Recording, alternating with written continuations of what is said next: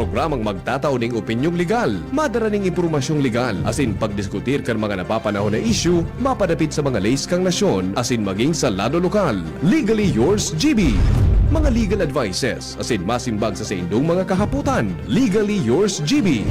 Magpartisipar asin magapot, ngunyan, uya ang sa indong makakaiba, digdi sa Legally Yours GB. Dapat aram mo. Ignorance of the law excuses no one. Kaya, dapat aram mo.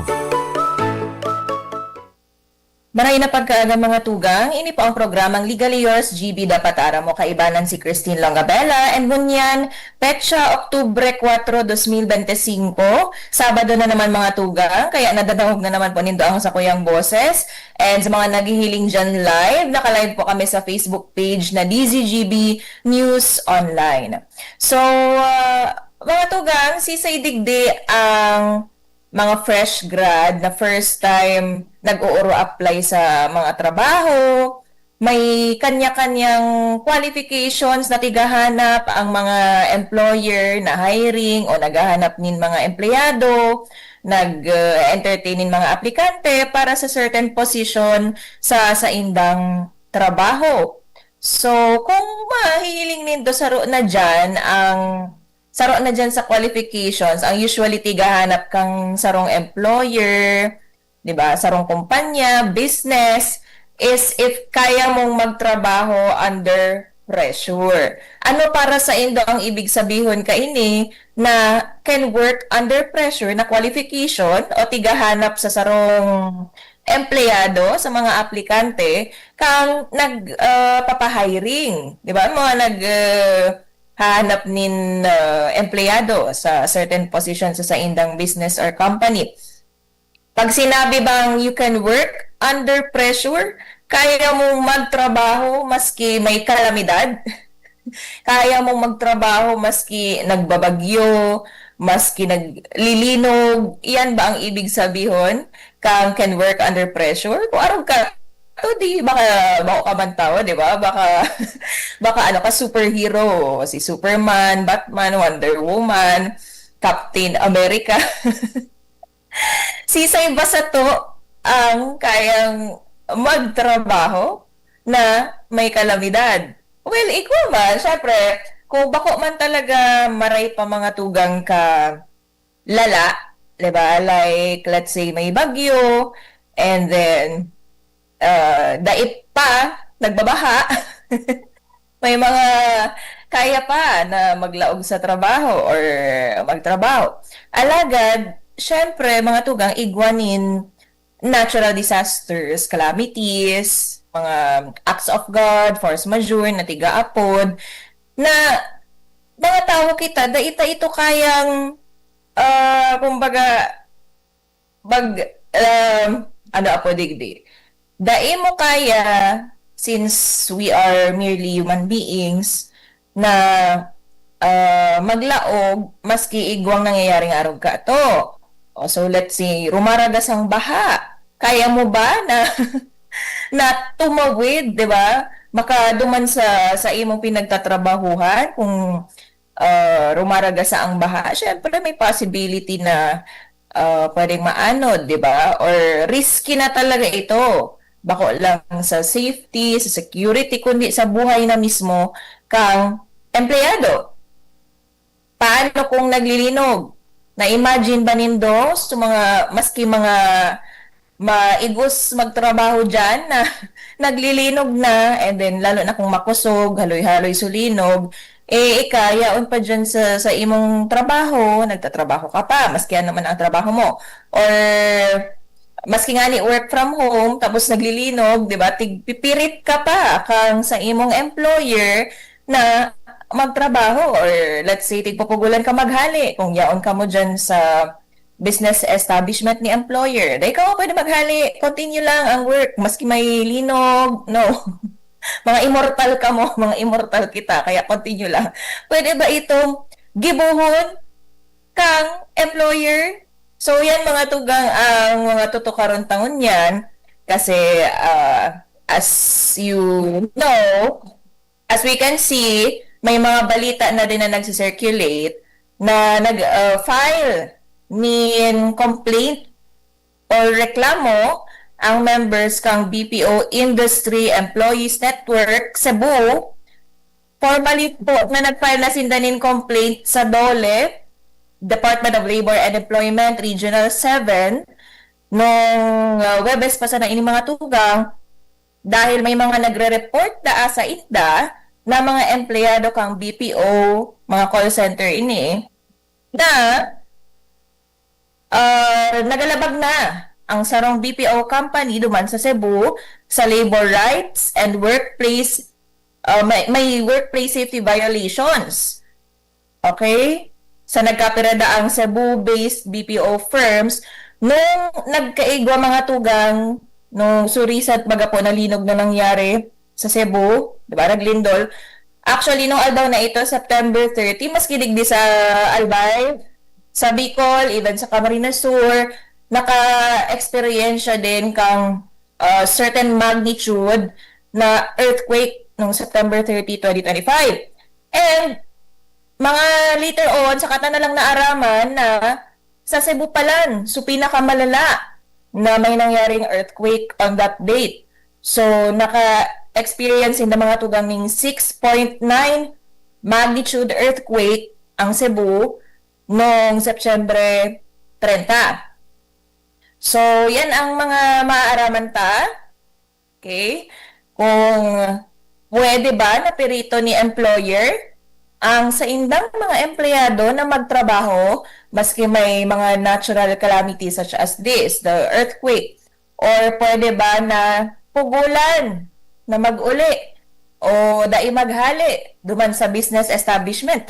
Gusto, sige, continue lang kayo magtrabaho maski may nangyari araw ka ini. So, mga tugang o raatsan yan, kaya dai po maghali. Okay? Sana tapusin nindo ang sa tuyang programa. And kung igwaman ka mong mga opinion, komento na gustong iheras, or kung may kamidbid ka mo o kamo mismo, naka-experience din in arog ka ini, then dai po masupog na maghiras kang sa indong naaraman or kung may gusto ka mong kahaputan, pwede po yan i-comment sa Facebook page me, naka-live, dyan sa live tang program, sa DZGB News Online. So, ano ang pwedeng gibuhon? Kung maaraman na bawal, ang bawal pala inigibuhon kang employer sa mga empleyado sa private sector. Diba? Lalo na sa private sector, pig-uurunan ng mga tugang because kung kamo po government employee, usually nagpapaluwas naman tulos, di ba? Ang sa tuyang gobyerno, the relevant government agencies, nagpapaluwas din abiso sa government employees na warang laog sa aldaw o mga aldaw na ini because of this calamity or natural disaster. Diba? Nagpapasuspend sindan in trabaho sa government. But how about those in the private sector? Mga empleyado sa pribadong establishmento. So, yan ang mga nalilibog, usually mga tugang pag may arog kainita. Nagpaluwas na ni suspension sa government. Pero sa mga nasa private sector, mahalat pa kang desisyon kang sa indang employer kung papalaogon sinda o dae. Pero, of course, bako lang yan desisyon sa part din kang employer, kundi kamo mismo sa sadiri nindo kung nahihiling nindong alanganin or delikado, then much better na dai na lang po maglaog. Alagad, syempre, iba-iba man ang nararanasan, iba-iba man ang sitwasyon kang mga empleyado na kaya nga ni maski delikado na, maski alanganin, naglalaog man giraray, because of course, because of the no work, no pay policy. Na, syempre, kung dahil ka naglaog para sa aldaw na ito, then wala kang sasahudon, di ba? Lalo na kung ining trabaho lang na ini ang sa indang bread and butter or nagbubuhay sa indang pamilya. So, nasasabutan taman po ang mga arog ka to, kaya maski delikado, nagdedesisyon sa indang maglaog man, giraray. Alagad, digdi, sa tutukaron ta, at is maaraman lamang po nindo ang mga karapatan kang mga empleyado, particularly sa private sector, pag ang employer mismo ang nagpipirit Okay, na maglaog ka man giraray, maski nga ni, delikado because of these natural disasters and calamities. So, uruatsan lang iyan mga tugang. Ang oras ta, 11:30. An oras hatod sa Indokang. Plemex for Kids. Mommies, agapan agad ang ubo at plemang nakabara. Pambatang lagundi. Plemex! Optin Lutein Capsule. Alagaan ang paningin sa tulong ng Optin. Kitang-kita ang kalusugan ng mata. Plemex. Pag may ubo o hika, Plemex agad. Basta lagundi, Plemex. Liver Aid Silimarine Capsule. Ang good drinks at good food, perfect combo. Isama pa ang Liver Aid. It's liver lover, boys! Artisan Joint Supplement. Bumabagal ang galaw dahil sa joint pain at arthritis. Mag-Artisan. Kung ikaw ay edad 50 pataas katulad ko, may mataas na ang risk ng panlalabo ng paningin. Mas challenging ang pang-araw-araw na gawain tulad ng pagbabasa, pagsusulat, at pagmamaneho. Ang Optin ay may lutein na maaaring makatulong sa kalusugan ng mata, nilalabanan ng epekto ng glaucoma, macular degeneration at katarata. Kitang-kita ang kalusugan. Mabibili ang Optin sa mga pangunahing butika nationwide. Mahalaga ang paalala, ang Optin ay hindi gamot at hindi dapat gamitin panggamot sa anumang uri ng sakit. Realize true comfort and relaxation at Dorotea Resort and Spa, a perfect venue for family outings, couple retreats, and various functions such as weddings, birthday parties, corporate seminars, and conferences. Dorotea Resort and Spa. We have backpackers rooms, standard rooms, deluxe, suite, and a penthouse. Also, relax and rejuvenate with our spa's invigorating treatments, services, and facilities. Dorotea Resort and Spa. Kahugutan, Bakakay, Albay. For reservation, contact us at 0917-777-5734. Find us on Facebook, Dorotea Resort and Spa. Relax, rejuvenate, and enjoy. Only here at Dorotea Resort and Spa. Kayo po ba ay may katanungan sa PhilHealth? Makinig sa programang Alagang PhilHealth kasama ang PhilHealth Regional Office No. 5. Mapapakinggan tuwing Webes, alas 10 hanggang alas 10:30 ng umaga sa DZGB. Damang-dama ang benepisyo ng PhilHealth sa Alagang PhilHealth. Pre, makinig ka muna. Payong kaibigan lang ha.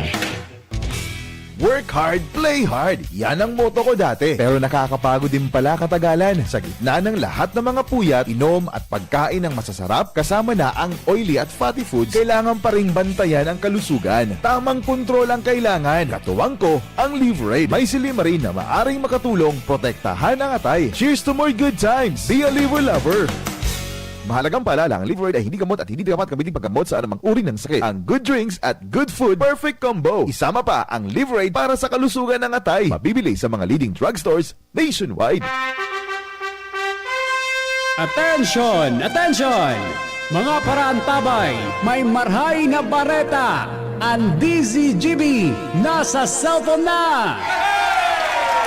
Yes po! Madadangog na ang DZGB sa saindong mga cellphone. Sa katuyuhan na mas lalo kamong mapagserbihan, asin dagdag na konvenyensya sa saindong gabos, ang DZGB. Pwede nang ma-access sa paagi kan sa indong cellphone. I-download lang sa saindong mga Android phone ang DZGB app sa paagi kang Google Play Store, asin Apple App Store, asin hanapo ng DZGB Live. I-install sa saindong gadget, asin malinig nindong madadangog ang DZGB. Libre po ini. DZGB. Number 1 na, may Facebook Live pa. Ngunyan, may DZGB Live app na. O, ano pang pigahalat nindong mga paraan tabay?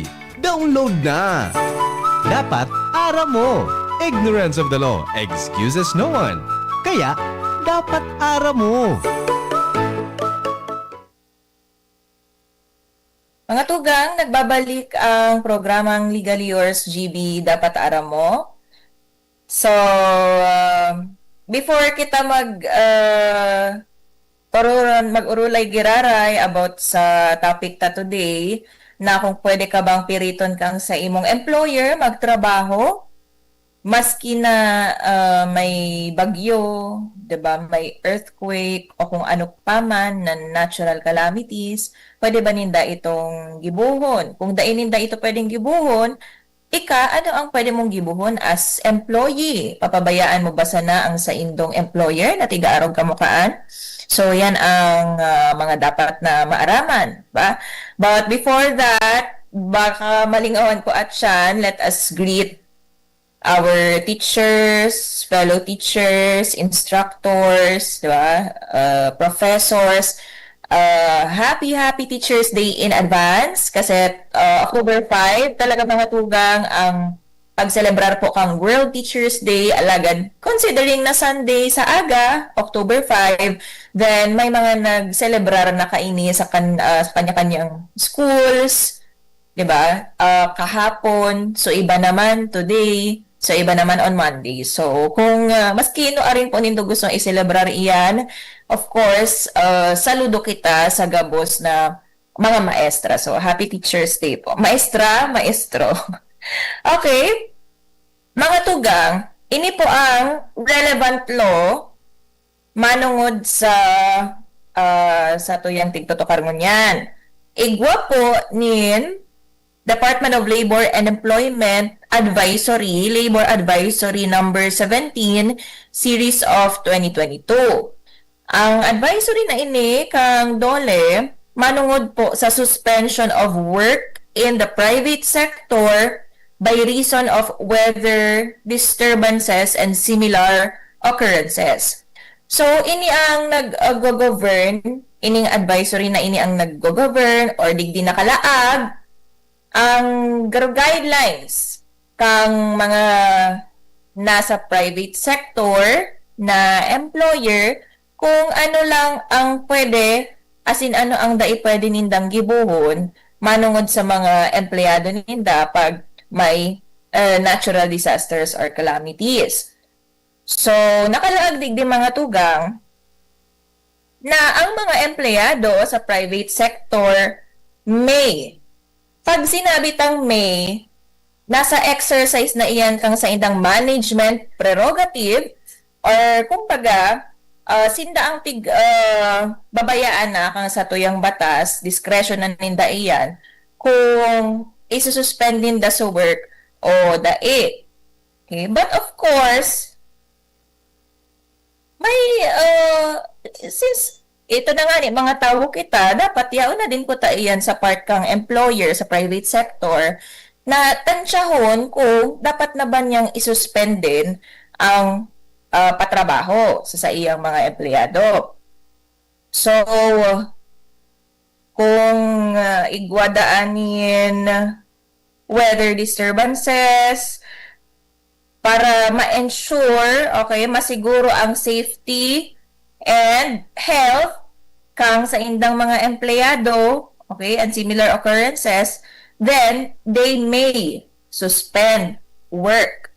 Manungod naman sa pagbayad kang sahod under Section 2 ini, kang nasabit ang labor advisory, payment of wages, kung dai nagtrabaho, ini nasutig sa sabit ka sa bagong mga tugang, no work, no pay. Kung dai nagtrabaho, maski pa iyan weather disturbances or similar occurrences, kung dai ka nagtrabaho, you cannot demand for your salary or wage for that day or those days. Pero, may exception mga tugang. Required na magbayad ng sahod sa mga aldaw na nag-suspend in work due to weather disturbances and similar occurrences. Kung nagkaigwa or kung igwa po nin company policy, ang employer or ang company practice or collective bargaining agreement saying na sa mga araw kaining sitwasyon, then dapat bayadan man giraray, okay, ang employee. So yan ang exceptions. Kung naging practice na siya, haloy na din naging practice, customs, kang company, or kung may collective bargaining agreement, or kung nakalaag iyan sa company policy. Okay? Ngunyan, pag nagtrabaho naman mga tugang, kang ang employee, kang private sector, maski pa may weather disturbances and similar occurrences, then they are entitled to full regular pay As long as si employee po nagtrabaho for not less than 6 hours. Ngunyan, kung less than 6 hours ang trinabaho niya sa aldaw na may weather disturbance and similar occurrences, then ang ibabayad po sa iya sa proportionate na amount of the regular pay. Pero, another exception, similar exception, kung may existing company policy or naging practice na siya na mas tabang sa empleyado, then iyo po ito ang masusunod. Okay? So, also, the employer pwede po na magdesisyon na magtaulugod nin incentives. Okay? Mga incentive, let's say, mananao si employer nin bagas, di ba? Mga goods, relief goods para sa iyang mga employee.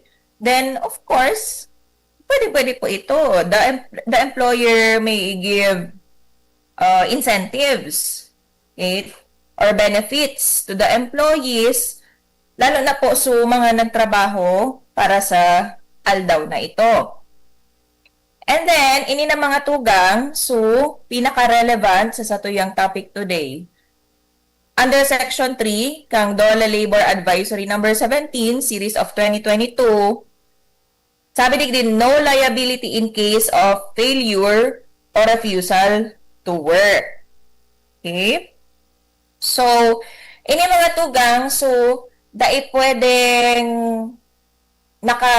depende kay employer kung susundon niya o dae. Ang apo digdi mandatory. Kasi ang sabi digdi sa section 3 bako siya may. Pag may lang, so term, then discretionary, pwedeng sunodon, pwedeng dae. Pero pag shall, mandatory siya, dai ka pwede magtaram na okay lang maski dai ko sunodon, decision ko ito. No. Pag shall, mandatory, then wala kang choice kundi susunodon mo ang tigsasabi kang batas. So, digdi sa Section 3 mga tugang, ang sabi kang labor advisory, so mga empleyado sa private sector na dai nakapagtrabaho, dai nakapag-render ng work, dai nakalaog sa trabaho, or so habo, okay, maglaog sa trabaho or magtrabaho dahil delikado by reason of imminent danger na nagresulta hali sa weather disturbances and similar occurrences shall not be subject to any administrative sanction. So, meaning, ang mga employer, okay, dai pwede magpataw, magtao, nin administrative sanctions ini mga tugang so, let's say, matao kanin warning, be it written or verbal, or worse, isususpend mo, di ba? Itatag mo as awol ang sa imong employee or empleyado, lalo na syempre kung tinanggal mo. Oh, dahil lang dai nakapaglaog or abo maglaog, abo magtrabaho because may weather disturbances and similar occurrences. So, dai pwedeng gibuhon iyan mga tugang kang employer sa private sector as per the DOLE Advisory Number 17, Series of 2022. Kaya din naman na nag-file, okay, nin complaint sa DOLE, ining members kang BPO industries, sa mga nagpoprotehir kang BPO employees duman sa Cebu. Dahil, ikaman daw, imagine nung kung kita ang yaon duman sa sitwasyon ninda, di ba, sa Cebu, na sunod-sunod pa, ang linog, may aftershocks pa, and then, na-imagine ba nindo kung kita ito na habang naglilinog, let's say, yun, 6.9 magnitude earthquake, and then, nagtatrabaho ka pa, kaya mo bang gibuhon ito? Siyempre, well, number 1 rule, tigtuturo man iyan sa to, di ba? May mga earthquake drill kita. Number 1 rule is, do not panic. Bako iyan, so, dahil magsakat ha, sa second floor, third floor. Dahil ka magpanic, do not panic na ano. Do not panic, meaning, let's try our best to calm ourselves down. Kalma lang. Kasi pag nataranta kita, then mas dai kita makakapag-isip kung anong dapat gibuhon para isalbar ang sa tuyang mga sadiri. So, do not panic, dai dapat mataranta. And then, syempre, so duck, cover, and hold.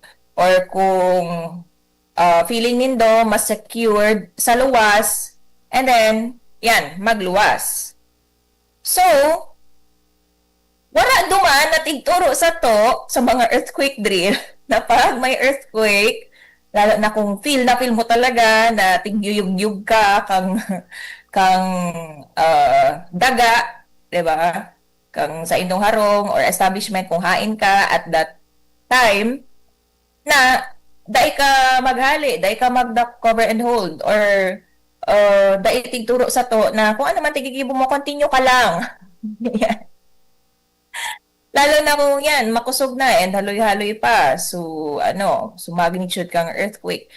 So, syempre, maski pa mga adult na kita, still, we are human beings, then, delikado kita sa mga arugkaan na sitwasyon. So, of course, we should do something to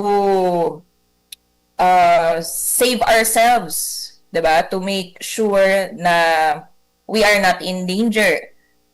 So, dipisil baga na na-imagine nindo, let's say, nag-work ka sa call center, tapos naglilinog na, then, pupugulan ka pa, okay, kang admin, kang employer, kang HR, pupugulan ka pa na maghali duman sa building. Dipisil baga ito. Imagine tayo ka pwedeng maghali, or sige, mag-uli ka, pero itatag ka as awol or absent without leave. So, kumbaga, magkakaigwanin administrative sanctions. Kasi ang nangyari duman mga tugang sa BPO company na ini sa Cebu, so nag-circulate sa news, ang ginibodaan nung BPO company sa mga empleyado ninda, pigpirit pa na magpadagos na mag-ako din mga call during the earthquake. Okay? And so iba naman, tig-block hinarangan sa mga exit kang sa building floors. So just imagine, garuman sa nabagaian na gigada na bagasinda kasi imbes na isasalbar pa ninda ang sa indang sadiri, papatrabaho pa sinda duman, tapos dai pa pwede magluwas sa exit. So malala man nang baga talaga, dai pwedeng gibuhon ito kang employer, BPO company or maski anong industry po yan sa private sector, dai po yan pwedeng gibuhon kang employer or kang company. So yan ang mga nababasa tade na may mga nagtataram na they can work under pressure. Talagang na nila su qualifications, 'di ba? Na tigahanap sa sarong empleyado can work under pressure. Kasi mas ginaglilinog na yaon pa sinda duman, tigre-require pa sinda duman na padagos na magtrabaho or dai maghali. So of course, may mga batas kita mga tugang na nagpoprotehir para sa satuyang mga empleyado po sa private sector din. Kasi may mga nagrereklamo din, even mga suspension nga ni, government lang, tawo din kaming nasa private sector. May mga iba kaya na batas, rules and regulations mga tugang na nagko-cover kang rights kang nasa private sector. Pero dahil isipon na, tigbabayaan na kamo, okay, kang sa tuyang batas. Because, igwa, at least aram ta lang kung ano ito or sain itong batas kukuwaon. At least aram na, di ba? So, anong dapat gibuhon kung nakaka-experience ka dining araw ka ini sa indong employer or sa kumpanya or business na sa indong pinagtatrabahuhan? Yan mga tuga ang number 1 nagigibuhon is i-report po talaga sa DOLE or Department of Labor and employment, okay, na nakakasakop kung saan ka mo nagtatrabaho. And then, syempre, kakaipuhanan mo iyan, magpahiling manggiraray, nin proof. Okay, so, well, so mga news articles, you can use that as proof, lalo na kung covered kang natural disaster or calamities, is sa lugar kung saan ka nagtatrabaho at that time, so pwede yan. But aside from that, okay, syempre, magdagdag ka na lang din in proof. So, i-document, kung kaya pang i-document, kung kaya pa kuhanan sa cellphone in pictures, in videos, so natural calamities na nangyari sa Indo. Let's say, sa Harong Mindo, binaha. So, dahil ka makalaog sa trabaho. Then, you take a picture, di ba, videos, at least igwa ka ng proof na this is the reason nata dahil ka nakalaog or makakalaog. So, kung tawan ka manin parusa, dahil duman, at least, igwa ka nin pruweba, and then kapag ma-report ka sa DOLE, sa ginibo sa imo ni employer, igwa ka nin pruweba na talagang justifiable so reason, kaya dahil ka nakalaog. Okay? Alagad, igwa kaya mga tugang nin disasters, natural disasters, calamities, na syempre, dahil ka naman din di ba, makakapag-document kasi first of all, baka na mental block ka na, ang isip takaan, number one bang isip takaan pag may mga nangyaring, lalo na kung biglaan, di ba, na weather disturbances or similar occurrences, nasa isip bakaan na number one is, ay, kaipuhan ko ining i-video, kaipuhan ko ining picturean. Well, so iba gayon, iyo, pero, most of the time, of course, daiman iyan ang number one na iisipon ta, kundi, ang iisipon ta is, what should we do para safe kita? What should we do para buhay kita, di ba? Malagpasan ta ining disturbance or calamities na buhay kita. And lalo na kung magurang ka mo, di ba? Or kamo sa head of the family, anong dapat ko gibuhon para safe kami gabos na kang pamilya ko. So, syempre later on mo na lang gayon maiisip na kaipuhan mo ning documentation as proof duman sa employer and sa DOLE. Pero kung dai ka man makapag-document, it's okay, lalo na kung again, kung bagyo, pag-asa din naman mismo ang nagtaram na ang lugar na ini and sakop kung saan ka nagtatrabaho or naka-star is under what tropical cyclone, 'di ba, warning signal. And sa mga nailing din sa Cebu, maski arayo kita sa Cebu, naaraman ta na iling ta ang sitwasyon duman because of the news, 'di ba? So mga nagkakalat din na videos. So, mga ini pwede na din gamiton as proof. But kung kaya pa man, then kamo mismo sa sadiri nindo po mag-document.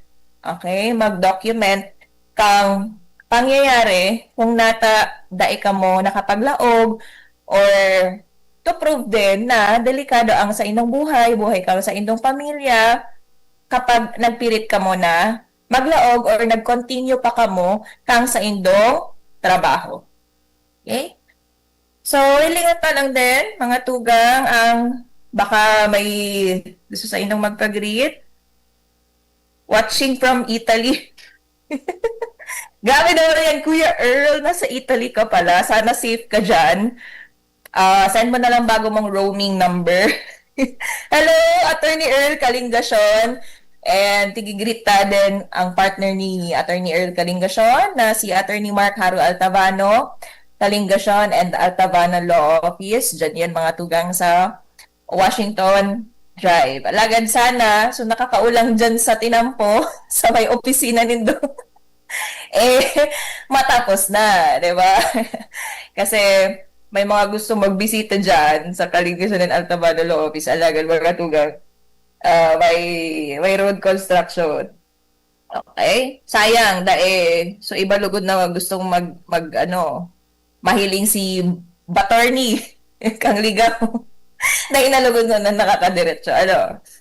Okay? So, ayan mga tugang, at least aram na kang mga empleyado sa private sector ang sa indang karapatan din, ang pwedeng gibuhon kung tigpipirit pa sinda ni employer ninda na mag-continue sa work or maglaog sa work kung maski pa may nangyayaring weather disturbances and similar occurrences. Basta ang bottom line digdi mga tugang, permitang tandaan na pirming inuton po ang safety, okay, kang sa tuyang sadiri, kang sa tuyang pamilya. Well, sabi ta nga ni, kasuba, guba ka kaya tigiisip na wala siyang sahod for that day. Tandaan mga tugang na kayang-kaya po nindo iyan bawion, okay? Pero paano pa nindo iyan mababawi? So, sa sahudon dapat nindo for that day kung na ikaw maglaog, kung sa indo mismo may nangyari. Diba? Or ikaw mapapatawad mo sa diri mo kung imbes na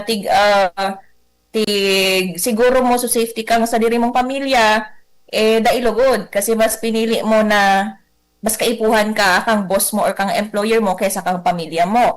O tapos at kan may maraot na nangyari sa imong pamilya. So, pinaka-i-prioritize din po sa mga araw kaining sitwasyon is ang sa diri, okay, and ang pamilya. And wala nang iba. Bako ang trabaho, bako ang boss, bako ang employer. Okay? So, mga tugang, sana dakol na naman po kitang naukudaan and mag-irilingan kita giraray sa masunod na Sabado. Sa lado teknikal, nakaibanan ta dyan si Jerome Nico Martinez, si Kuya Nams Flora, Kuya John Napolis, Kuya Ronald Baldo, and ang sa tuyang chief technician na si Kuya Ramiro Tanay. And sa gabos po, nayaon dyan sa DCGB News Base, si Direk Mar de la Cruz, si Shara May Laron, okay? And masunod ang Bareta alas 12 with Sir Bert Nunez and Ma'am Gina Riterdi, kung sino po yaon dyan, okay? Happy lunchtime mga tugang, and mag-ingat po kitang pirmi, lalo na may mga LPA na naman or padagusan na po na magantabay para maaraman din kung ano ang mga updates, lalo na weather updates from Pag-asa. And yan, mag-ingat po ang gabos. Happy lunchtime! Sa indung nadangog ang programang Legally Yours GB. Abangan giraray sa masunod na Sabado, digdi sa DZGB. Legally Yours GB. Bakunang angat